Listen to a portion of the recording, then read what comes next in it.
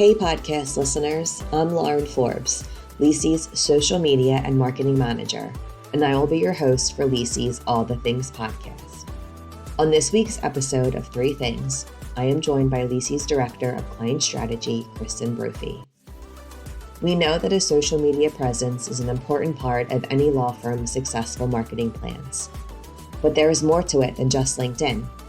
Facebook, Instagram, and Twitter are all different and can all play an integral role in your marketing strategy. Kristen and I dive into what you need to know about the other social media networks. Here are Three Things, this week's episode of Lisi's All the Things podcast. Hi, everybody. Hi, Kristen. Hello. Hello. You caught me dancing to our little. I know. Can't help it. It's cute little jazz music. So today we are here to talk about the other social media platforms. That would be Facebook and Twitter and Instagram. Kristen is our know-all on social media. As she likes to say, she lives and breathes it. So we are going to hear so many great things from her and some insider tips. So we'll get right to it. So besides, obviously, the four big ones, LinkedIn and Facebook and Twitter and Instagram, there's other platforms out there like Pinterest and TikTok, Be Real, Clubhouse. Is Clubhouse even a thing anymore? It's not as active as it used to be, but it's still active, kind of. Like, it's not the biggest social media platform. There's other things like Twitter Spaces, like filling those audio platforms more than Clubhouse. But Clubhouse is still there. Some people are still rocking it and using it. It's just not as engaging as it used to be. Now there's those things like Be Real, Lemonade, Mastodon, Polywork, Fishbowl. Like, there are just so many. Blue Sky's the new one that popped up. Yeah. It's ridiculous. So many. But at Lisi, when we work with lawyers and law firms, we try and work with them with their strategic marketing efforts. And we use the big four, like I said, the LinkedIn, Twitter, Facebook, and Instagram. With a heavy emphasis on LinkedIn because we're obviously working with businesses. And another one of Kristen's amazing quotes is that people do business with people, right? And they sure do. I'm a broken record. I've said that 4 times today alone. It's okay. I mean, but it's so true. And, business-wise, LinkedIn is the number one platform where, businesses live and where you want to find your potential clients, and your clients should be on there as well. So we're going to jump into some questions. We'll start off with Facebook. Can you tell us what is so important about Facebook and why businesses should have a presence there? All right. According to research done by Buffer, as of January 2023, Facebook is the number one social media platform worldwide with just under 3 billion active monthly users. That's 3 billion unique individuals per month using Facebook. And that's 37% of the world's population. 37%. That's just huge. Wow. So if you're not represented on Facebook, that is a huge potential of people that you're not tapping into. I really like Facebook because it's the most used platform. It's used across generations. So part of my strategy that I work with clients is building a multi-generational digital marketing strategy to hit all of the generations that are in the workforce, entering the workforce, leaving the workforce, but also potential client bases. Right. And the older generations do tend to be more on Facebook than the younger generations, but you still got to have a Facebook. It's part of an omni-channel presence. I know a lot of people are like, oh, Facebook, it's just gotten to be this thing that people scream at each other about, or like have opinions about how I raise my children or whatever it may be. But what Facebook is really good for is be your content being recommended to people. The algorithm works in your favor, where if you're producing content regularly and putting pictures and posts up regularly, we tend to recommend 2 to 3 times per week for a company page. Then that means your content has a high likelihood of being suggested to users, and this is organic content, not just paid, but suggested to users who are interacting with content similar to your brands. So law firms, it's important to have. Yeah, and as I was preparing for this too, I saw some statistics as far as, what kind of posts are huge for engagement.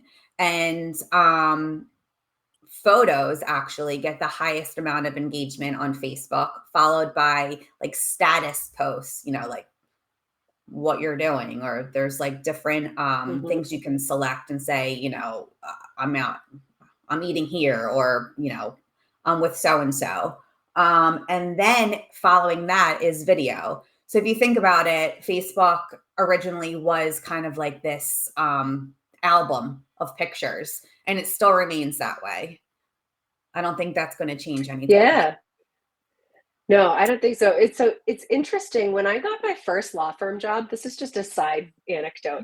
My first law firm job at Sullivan and Worcester in Boston, I was handed a Facebook, and this was in 2013, I think. So this was 10 years ago at this point, more than 10 years now. But in 2013, I was handed this like spiral bound book that one of the partners said, well, here's a Facebook so you can get to know everybody in the firm. And I was like, I'm sorry, what? What do you mean here's a Facebook? And law firms used to use actual Facebooks. Like, it is a literal book of pictures of all of the attorneys at the firm with their bios, what their practice is, their services, how they can help. And the printed copy I had was from like 1999 or something like that. God. So it wasn't up to date by any means, but I was very grateful for the partner giving me that Facebook so I could flip through and get to know the attorneys who were still there at the firm. It was a really great tool. So the fact that, Zuckerberg created this online version of what law firms have been using for 40 years or so, it's just really great. Yeah, no, that was a great way to get started. So I know, at Lisi, and I think even more Robin talks about social proof. It's great for Facebook. Can you explain to the audience what social proof is and why it's important? Yeah, so social proof is this phenomenon that is also called informational social influence. And it was discovered in the 1980s during some behavioral psychological studies, behavioral science studies. And it's the idea that people copy the actions of others in an attempt to emulate behavior in certain situations. So in the situation of marketing, social proof is when people are looking to purchase a product or service or engage with a service provider, they're looking for reviews or they're looking for recommendations from people they know, they like, and they trust to engage with those service providers.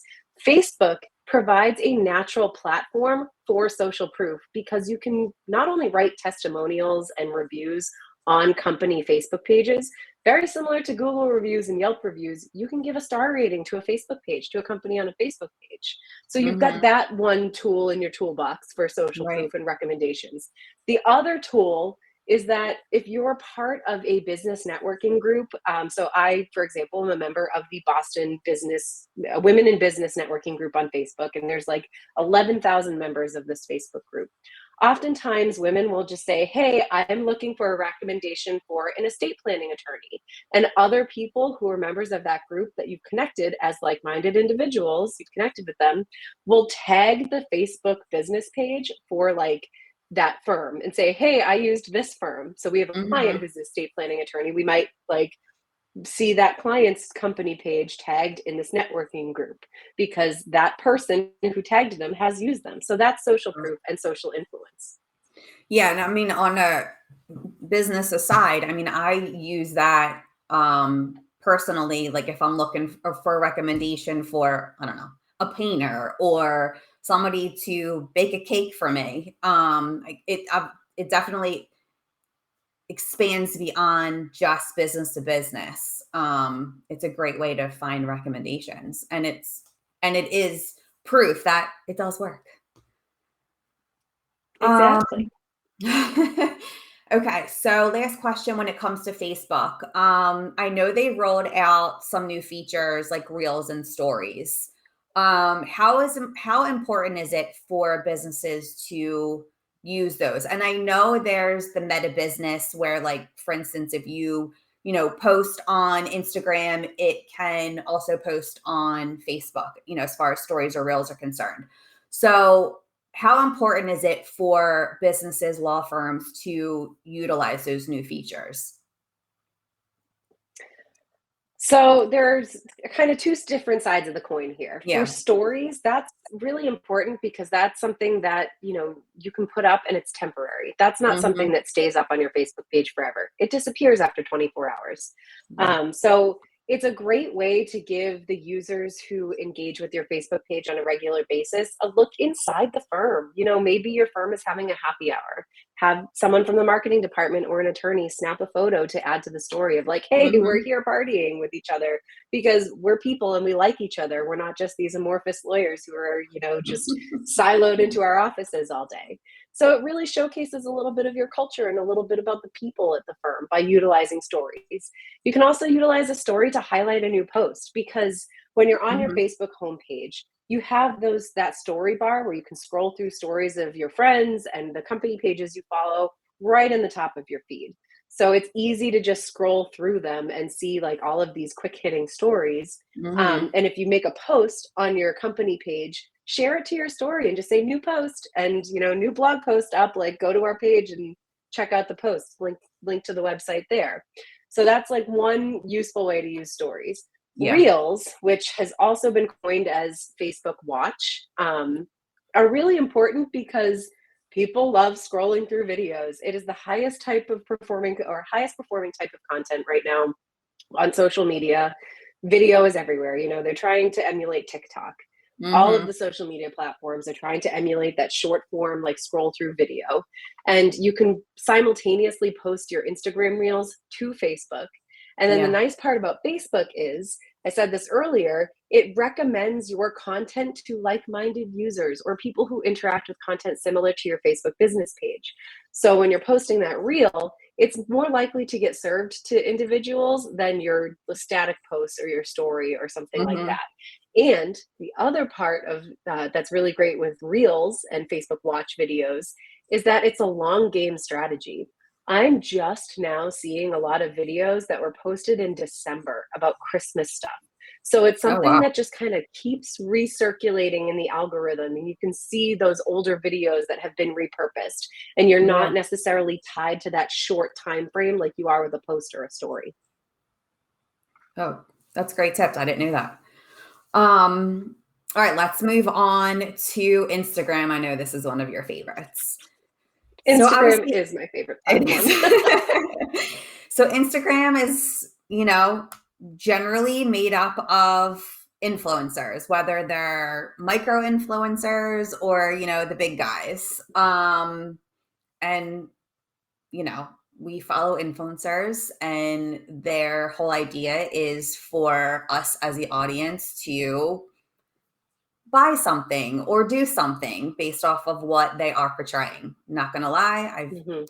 bought quite a few things from those influencers. So have I. Um, yeah. So besides, an individual just going through and scrolling and, like, oh, hey, I need that. Why should a law firm or a business be on IG?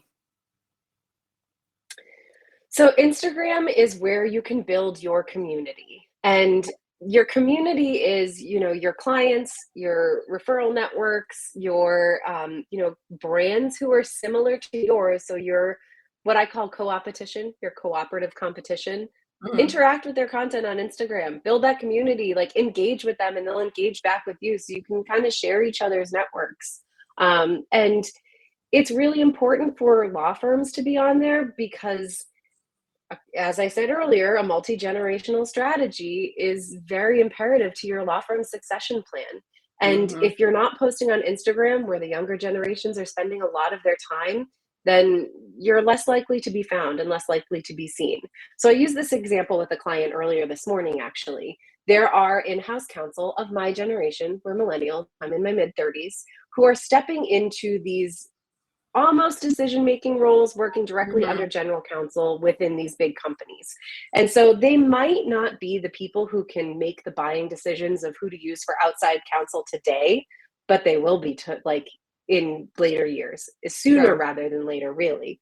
So you want to really get in front of them today and build those relationships today so that you can span generations and hold on to your clients for years to come. So that's just kind of one use case for Instagram. Another thing is a lot of brands are using Instagram as a microsite. There are so many different things that you can be posting on Instagram and directing back to your website or directing to a blog or directing to specific attorney profiles. And you can co-brand content and co-post content with your influencers. And I'm sorry, law firms, I know I've said this before, I'm going to say it again. Your attorneys are not your influencers. Your clients and your referral sources are your influencers. Your attorneys are your products that you are selling. They are your services that you are selling. So your influencers are people that you can co-brand content with, or maybe you're sponsoring a bar association event or something. You could co-post content with that bar association. So it really helps build that engagement in that community. Yeah, no, that's perfect. So with Instagram, before it was just really, posting, and now you have your reels and your stories and you can do a live. Should firms utilize all of those features, or should they stick to maybe one or two, in order to, get in front of their audience? Yes. So it's kind of like I guess a tiered approach to that question. If you're just starting out on Instagram, stick to one medium that you're comfortable with. So the downside to Instagram is that you must post a visual, whether it be a video, an image, like an infographic, a static image of something, or a carousel post where there's multiple images. You must associate a visual with your content on Instagram. So that's kind of what the downside is there. So if you're just starting out, stick to what you're comfortable with. Maybe you're comfortable with just doing pull quote and text posts, that sort of thing. So start small and then grow from there. Eventually, yes, you do want to be using all of the things, the stories, the reels, the story highlights on your profile where you can cater different content pillars and have that stick on the top of your profile forever. You can pin really important posts with some really juicy content to the top of your profile and the top of your feed. Your reels too. Yeah, you can post a reel so it just goes in the reels feed, but there's also the option to have it show up in your normal profile grid or your normal profile feed. You can have it kind of both ways. You can have it just be a reel, or you can have it be a reel and a post at the same time. But you do want that healthy mix eventually of all of your different types of content to create, one comprehensive Instagram following or Instagram, profile. Yeah, and I think if you think about it too, everybody consumes information in a different way, and Instagram obviously offers a way to do that in multiple different ways. So, and I like your point about if you're just starting out, start out small and then kind of build from there, work it into your marketing strategy. Okay, so our third is Twitter. It's a great I can't even talk today. It's Friday. Twitter is a great platform for quickly connecting users to, what's happening. More like news focus, I would say. How do you suggest firms implement Twitter into their strategies? So, as everyone knows, unless you've been living under a rock, Twitter has gone under some leadership changes and some operational changes recently. And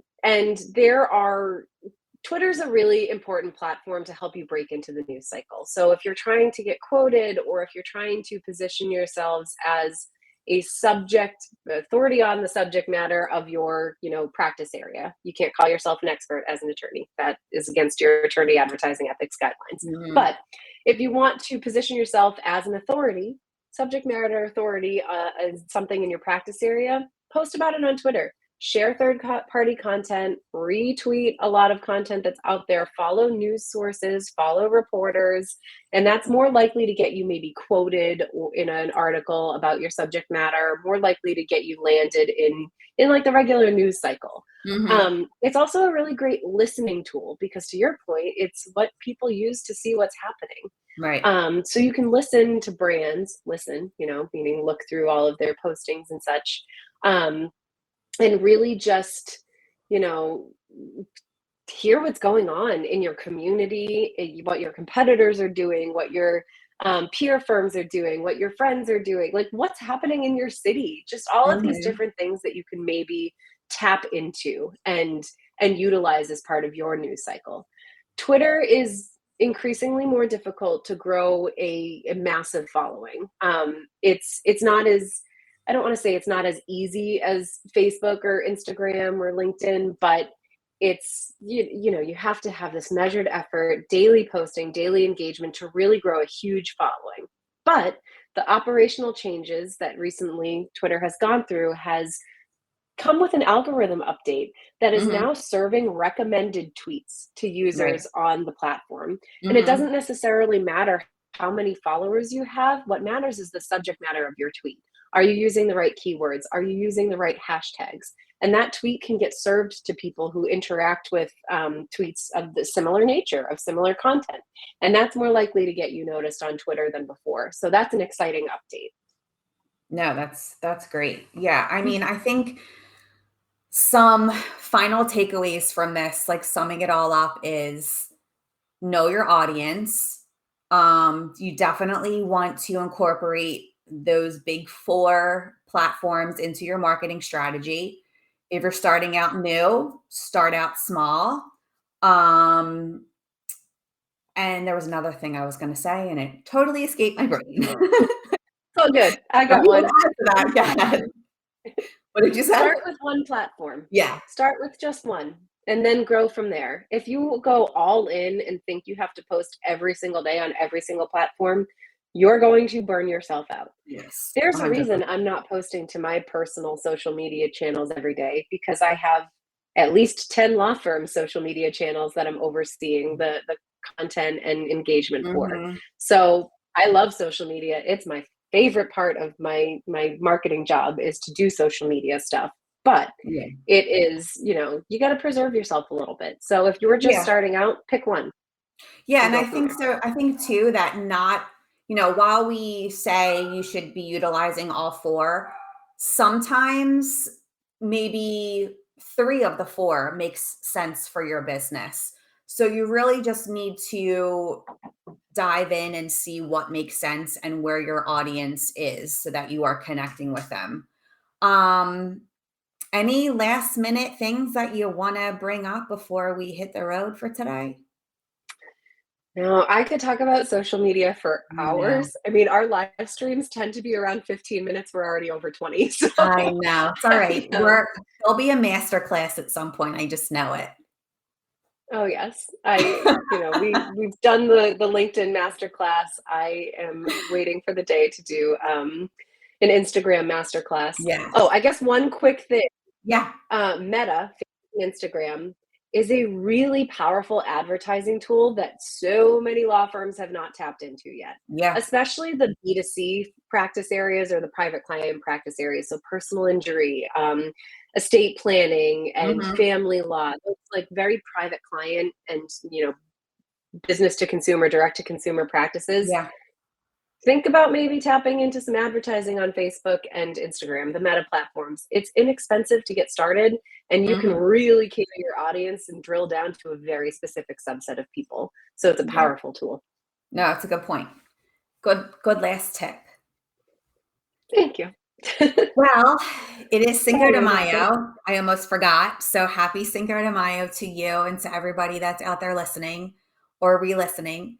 Tune in next Friday. We will have a Ask Me Anything with myself and Robin Addis on personal branding. So you want to make sure you tune in on on LinkedIn next Friday. Thank you for joining me today. It's been a little while. Yeah, thank you for having me. It's been a while since we've gotten up on one of these live streams. I know. So everybody have a great rest of your weekend, and we'll see you soon. You have been listening to All the Things, the podcast from Legal Internet Solutions Incorporated, where we bring you all the things. Whether it's 3 things we learned, hearing from a legal marketing insider, an Ask Me Anything session, or that one more thing we've been dying to tell you all month long, but couldn't. That's all the things. Our next episode will be out in a week wherever you get your podcasts. And you can join us for the live events every Friday at 12:30 Eastern on our LinkedIn channel for our live stream where we bring you all the things live.